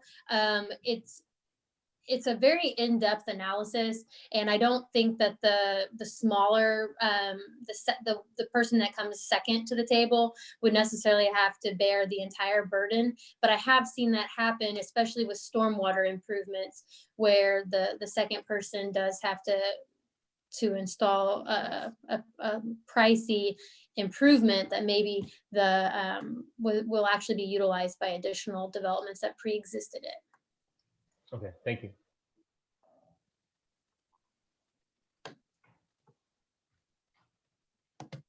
Okay, we'll move on. We got a few more slides here, two for our agenda that ends at 10 o'clock. So we're pretty close. Alderman Poston had hit on this, and I'll touch this briefly a few slides back about the cost of a single family residential to the city. And I think you guys are aware of this from the study that Cochran had worked on back in 2018. But the study at that time was based on our older comprehensive plan. So there are some potential changes to this, but it was easy to kind of pull these numbers out. But it may note that the city's full build out was an additional 16,200 homes. And the study did make a note of the cost of each home was $8,410 to the city, as far as based on improvements that would be needed for water, transportation, sewer, and so forth. So keeping that in mind, each additional home is a burden cost to the city of about $8,400. That cost did not include any operation, maintenance, or repairs. That was just the upfront burden cost. So the study did make some references to concerns of being sustainable and the financial stability if changes are not made. So that's something that, and again, this may all change in June 2nd, but something to keep in mind with any future potential annexations and developments, specifically of residential, that is a burden and cost to the city that at our current rate, I'm not sure that we can maintain. The last slide is on the subdivision platting. A lot of times this is where we start kicking in the requirements of the traffic study. So kind of hitting on those topics again about the findings of those studies and keeping in mind and what is the burden of the developer, what is the burden of the city. If the study says improvements are required, who pays for all that? And if it doesn't say improvements are required, how do we justify requiring any offsite improvements or traffic study or traffic improvements. The legal challenges with that to confirm it's not a taxing or taking to the developer or the landowner. Potentially looking at our updates to our subdivision regulations, kind of taking that step further beyond the zoning and conditions, probably reevaluating any of our subdivision regulations and ordinances and see if there's any changes, updates in that for any kind of how we want to see future development. And then the last thing is about trail easements. We do identify in our current ordinance if a subdivision or land is being developed along a mapped corridor of our trail systems, we do require them to dedicate an easement. There has been discussions recently about requiring them to build that. So if there are implementations such as that put in place, we need to keep in mind the legalities of that. Similar to what we recently have kind of tweaked or modified on our sidewalk requirements to confirm that they are required to build that or not, and then if they can do a buyout or not. So taking similar language of our sidewalks and incorporating it into a trail requirement. With that, that's all I've initially have on the annexation, zoning, and subdivision plating. A lot of stuff to think about as we move forward and how we want to see the growth of the city. So if you guys have any other questions on that. Cameron, I just want to say that I know that we as staff have had many meetings to try to figure out exactly how to present this to the board because there's so many moving parts, and I think you did a great job, Amanda, too. I mean, thank you guys for working with us here because we talked about urban service area maps and the importance of those tiers and what they mean. We've talked about how to achieve some of our annexation challenges by using those tier maps and determining what we might want to bring in and when. We've talked about zoning and maybe using the conditional overlay district. We've talked about requiring pre-meetings of the developers with the neighbors to try to alleviate some of the frustration or maybe flush out some of the problems. And also looking at those things that we're concerned about regarding off-site transportation improvements and exactly what we would need to do from a legal standpoint to make sure that we're requiring the right study. And regardless of what the study says, we put it through the right legal test to be able to evaluate what happens. And so I just wanted to recap that because I thought all those points were just excellent. So yes, I want to agree with that, but I think the one thing that really hit me right between the eyes is the fact that we may be coming to a point, as Alderman Poston mentioned, that if the use tax doesn't pass, that we may be forced realistically or financially to put a hold on any new annexation. I don't mean current applicants. I mean any going forward annexation, zoning and planning, because we simply can't afford it. And the interesting part of that, another thing that I just kind of realized because of our involvement with Show Me Christian County is that if we put a moratorium, so to speak, on growth, and if Nixon, I don't know if they would do that, they certainly would not do it just because we did it. But if they're finding the same problems that we are, the whole idea of area growth could be affected by Ozark because we provide the workforce and Nixon. So it's just an interesting thought, but it's something that we definitely need to consider because we can't grow if we can't afford it. It's just that simple. You may not go on vacation this summer, or somebody may not because they lost their job. You can only zero-based budget. So it's something to think about. So the only thing I'll say to that is I guarantee you that Nix is not in the same situation as we are. They have a use tax and they have a gigantic money-making machine called owning their own electric company. So yeah, Ozark and Nixon may look a lot alike. We may have similar demographics, but from a financial standpoint, we couldn't be further apart from them. Yeah. So, but anyway, so listen, we wanted to bring this back up, or I was asked by the mayor to bring this back up, and I'll let him sort of why don't you go ahead and say why this is on? Yeah. Well, prior to the Board of Alderman meeting Monday, I made it very, very clear that the Northtown Park issue was brought up because I wanted to make sure that we dealt with it at the request of the two people that had spoken. That is the attorney for Northtown Park and the,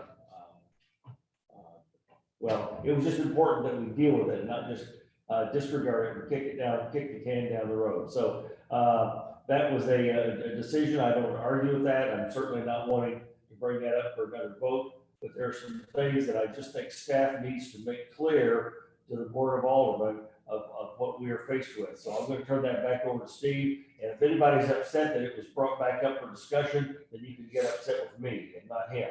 Because I just think that we may not understand fully the implications. And I just want to make sure at the end of this meeting that we do. So Steve? Well, certainly there was an action that was taken the other night, and I think we all realized that there may be a response to that action by the developer and their attorney. And so I really, there was a lot talked about, so I asked the staff to put this together and just to be able to take you to the very beginning of when we started talking about this to where we're at now, and then give you the opportunity to at least know possibly what comes next, you know. And that's fine. I just want to make sure everybody knows that, and you can ask myself or Amanda or Cameron any questions you want. So if you look at Northtown Park, this really began back in the pre-development conversations. This really began back in the pre-development conversations back in 2018. You can see what that is. And then we went into the annexation application, and that began March of 2019 when it was recommended by Planning and Zoning. Of course, again, the pre-development led to the annexation application. That was all brought forth, and then you can see the series of events there. Cameron, you can go by this if you want. I don't think we have to, unless does anybody want to talk about any component of these steps? Okay, and if not, we can just keep going. And so there are a few more things here that I wanted to just kind of put in there, because when you see the post preliminary plat approval, then you can see where we start to get into maybe some more specific conversations. We have some sunshine requests. We have some letters from attorneys that are starting to be, injected into the conversation. And then we get to, then we get to the. I'll read that, please. Okay, go ahead. I'm sorry. I didn't mean to go too fast. Steve's been studying this, and I, that, which is great, but I don't want this to go so fast that everybody can't have a chance to read it, including me, because that is really small print.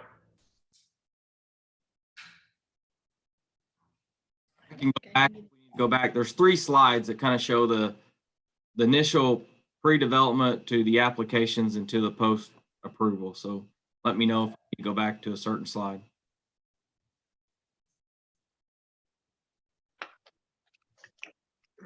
I think the one date that really stands out on this page is April 28th, 2020, because that was primarily the discussion the other night at our board meeting, in that there is a feeling amongst the board that that is really what put us in a position that we're in now. And be that as it may, I guess I wanted to have the opportunity, and I wanted to provide you with the opportunity to maybe ask Amanda any questions, or at least I had a couple questions. So maybe you can hear the answers that you have to my questions. And if the developer's attorney, as he has told us, decides to file a lawsuit, what kind of a lawsuit is that? What does that look like? I don't even know what court that goes to, or what type of lawsuit this would be. So could you maybe give me a better understanding, and the board too? Sure. Generally, in this type of situation where a governing body has made a decision that the affected individual does not agree with, the affected individual would go to the circuit court and file something called, where they're requesting a writ of mandamus. And what that means is the court would review our subdivision ordinance, because that's the governing ordinance, because the subject property is being developed within the city limits. And as we kind of discussed earlier, under the legal considerations for the subdivision process, the court's going to look at whether each of the requirements in that subdivision ordinance were met by the preliminary plat. And if so, then they review the action of the board as it should have been a ministerial or an administrative action, not a legislative action. So it's really absent any sort of discretion beyond the ordinance itself. Now, a small additional answer to that would be if the property owner feels that perhaps the actions of the board go beyond arbitrary and capricious in whatever situation you're analyzing, the attorney could also file the case in federal court claiming that it's a violation of their rights, which is a 1983 action. And that's would open up the door for damages, including attorney's fees. And so that is also an option. So you're kind of looking at two different types of cases and two different options there. And those are just two, there could be more, but those would be the most likely two that if I was on the opposite side of this, that's what I would be looking at.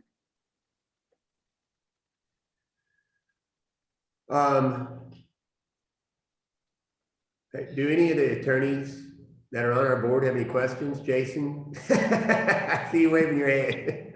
Yeah, do we have insurance that covers this? That is being looked into right now. We submitted a request? What's that? Have we contacted our carrier, gave them a notice of the claim? We have sent, yes, but they've not made a claim. I want to make that clear. We're not making a claim. Before you make a claim, we're trying to determine whether or not that this would be something they would cover. So that is in process and we are waiting back for an answer. I mean, don't we demand coverage and then they tell us if they will cover or not? Isn't that kind of the approach? Yeah, that's the approach. I mean, we need to know whether they'll cover it or not. So Amanda put together a summary of the situation and she sent that to our carriers and our brokers. And so again, I just got off the phone with them and that's what they're looking at right now. So, they'll have to give that to their attorneys and they'll have to figure out whether or not they feel that it was something that is covered or something that was arbitrary, capricious, reckless, irrational, whatever, by the board. So they give you a time frame of when they might get back to you as to whether or not they would provide coverage? They said, they didn't really, I think by the end of the week is what I'm trying to go for. So that I know great. At least by Friday. All right. What's that? I didn't mean to interrupt. That's great. That's good turnaround. Yeah, if we can get an answer by the end of the week, I'd like to have an answer as soon as possible, but I'd like to have another question asked to them. Is that if coverage is one thing, Jason, raising our deductible is another thing. Okay. And I'd like to know if that's likely, because we have been through that recently and it wasn't a pretty thing. So we need to know, we just need to know if that's likely. They probably wouldn't be able to tell us. Well, remember, we're going to be changing insurance companies. So on June 1st, if you guys give me the authorization to sign the new insurance policies, we won't be with this insurance company anymore. But because you took the action that you took the other night, then anything that would be a claim would fall under the current insurance company. So, okay, good. Okay.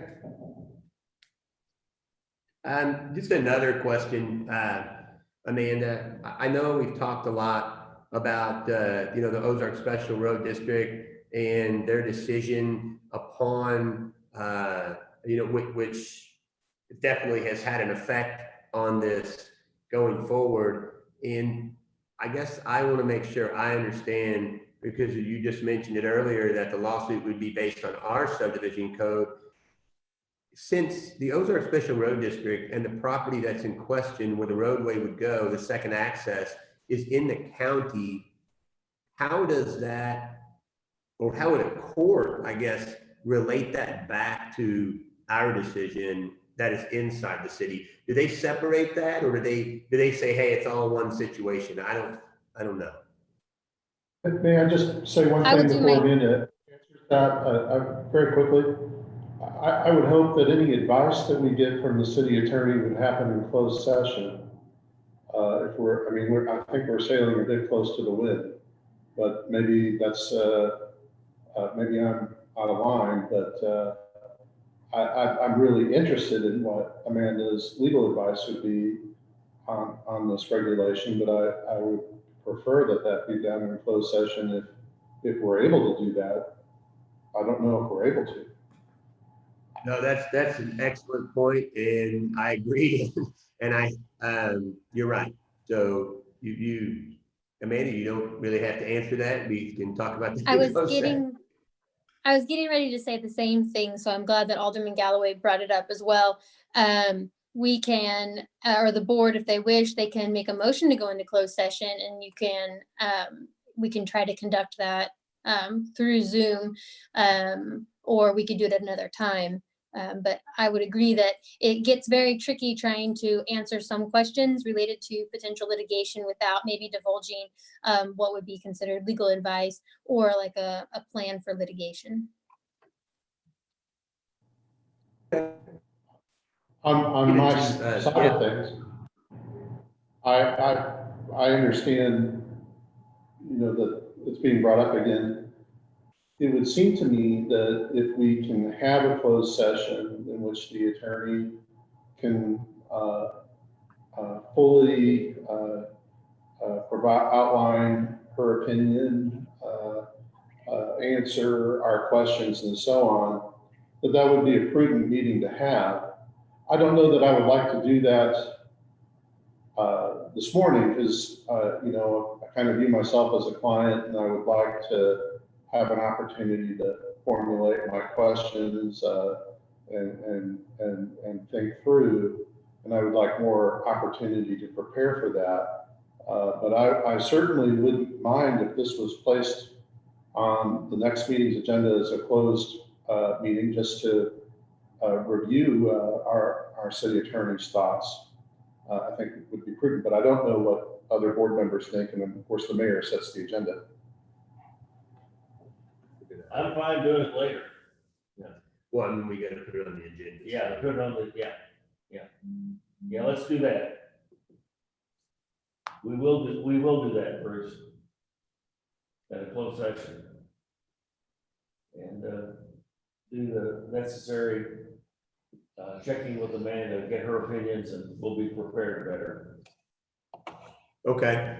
Does anybody else have any questions? We'll put that for closed session on the next meeting. I think that's June 1st. Everyone, isn't that right? Yes. Yeah, June 1st. And guess what's the next day? So, does anybody else have any questions about any of the presentation? I have yes. one more request. Oh, go ahead, Heather, go ahead. I just have a question. If we can get a printout of the presentation today about the topics we discussed. Oh, absolutely. Yeah.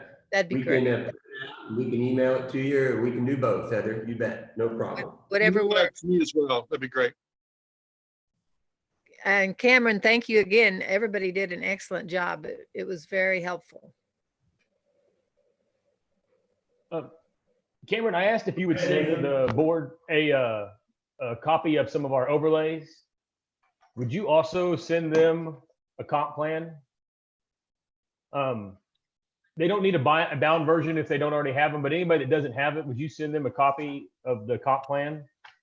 I will, if it's too big to email, I'll just send it to where they can get on the website. Okay.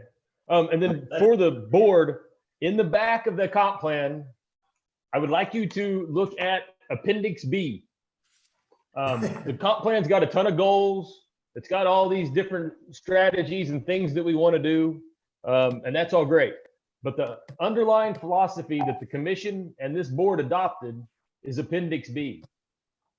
That's the kind of the guiding principles that's underlying the decisions that P&Z is making, and then what staff is trying to do in the legislation that we're trying to form. So I really think it's important that this board understands kind of those guiding principles, because if we're going to move into this area of overlays, which I'm 100% in favor of, if we're going to tweak single family zoning, if we're going to start doing all these things, again, which I'm 100% on board with, then we need to be operating from the same set of foundational principles, and that's Appendix B.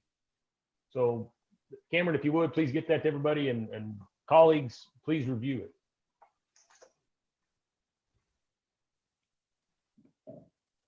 All right, anything else on the? No, I did want everybody to kind of look at your calendars. You know, the other night, Nathan, you asked me about just, you know, getting back together and like when we thought we would do that.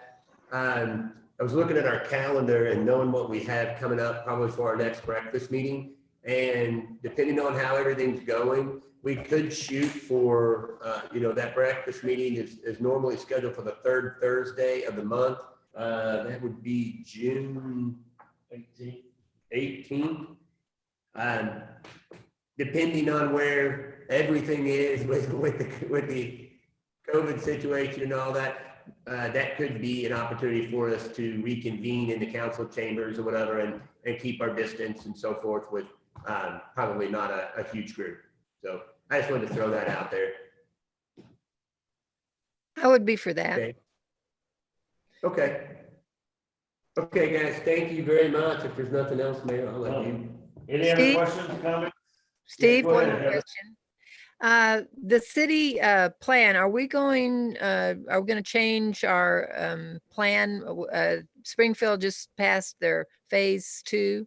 Are we going to update any of our phase? We've got a meeting this afternoon with a bunch of county officials. Springfield's newest plan, Heather, is still less restrictive or more restrictive than ours. And so we're not going to respond to change ours just because they changed theirs, because they're not up to what ours is. But we have a meeting this afternoon with school districts, the municipalities, the health department. It ought to be interesting because there ought to be about 20 or 30 people on the conference call, but we're going to review that. So that's this afternoon, and we'll know more after that. We actually have Cox Hospital CEO and the 2 infectious disease doctors will also be on that call. So we'll be talking about phase 2, but as the mayor said, if you look at Springfield's order, even their phase 4 in July will still be more restrictive than what we are now. I did get a call yesterday from Andy, the manager of Lambert's, and I am going to call also the other owner, Paul Sunday of Big Whiskey, who was on our original sort of reopening task force, and just asked them where they're at. You know, my thought is that if we were to stay with the current order that we have through June, would that be acceptable? Because again, it's still less restrictive than what Springfield is going to be even in July. So I want to have a conversation with our businesses and with our chamber director about that and the other people today. But just again, trying to find that balance between safety and the economic stability of our community. Here's my personal thought on that. If you know, most of you, myself included, I'm almost fed up with hearing everything on COVID-19. I read the Springfield newspaper. I watch the national news, the local news. I'm not trying to tell you I'm more informed than anybody else. I'm just telling you I'm up to here with COVID. But what I hear and see is that it's a long ways from being over. And we have been very fortunate down here and pretty much in Springfield and definitely in our area that we haven't been hit real hard. But other areas, if you watch the news, I mean, when they get hit hard. And I know it's not us, but Brazil is about to collapse because they don't have the infrastructure, the medical facilities that we do. It could be worse there. That whole country. It could be a huge epidemic there. I mean, I know we're not there, but it could be here, and we need to be cautious. And if we have a huge second wave, the economic impact of that's going to be even worse than the first one. So my take on this is that it's just what Steve said, not because Steve said it, but because I agree with it, that I think we're okay for now. And unless there's something really,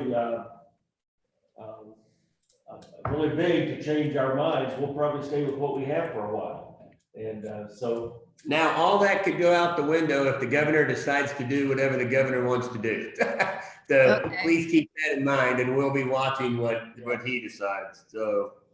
Well, I want to say that I am glad that Ozark and that our city took action fast to initiate the stay-at-home order back in March. I think that was good that and I think that maybe helped keep our cases down and steady. So I appreciate you taking that action. Well, and the last thing I'll say is, again, I just want to reassure Nathan. I know I keep calling your name out during this meeting. That, I'm not so worried about phase 2 and the rollout of phase 2. I am more focused on the what if plan. The what if this happens. And I had a good conversation yesterday with Curtis Chesick of the school, with our Ozark schools, and I'm looking at what their what if plan is. And I want to make sure that we're utilizing what we call dashboard indicators or trigger points as to if this or this happen, then we have to do this. And that's really where I'm focused on. So not so much the rollout, it's more the plan so that we can get something in place so that we can at least let our public and our businesses know here are some possible scenarios, and here would be the triggers that would trigger those scenarios. I just wanted to bring that up because I want everybody to know that we are looking into that. That sounds good. Okay. All right, any other comments or questions? All right, motion to adjourn. Ted Smith. Mr. Smith, yeah, and Mr. Poston second. All right, we are adjourned. Thank you.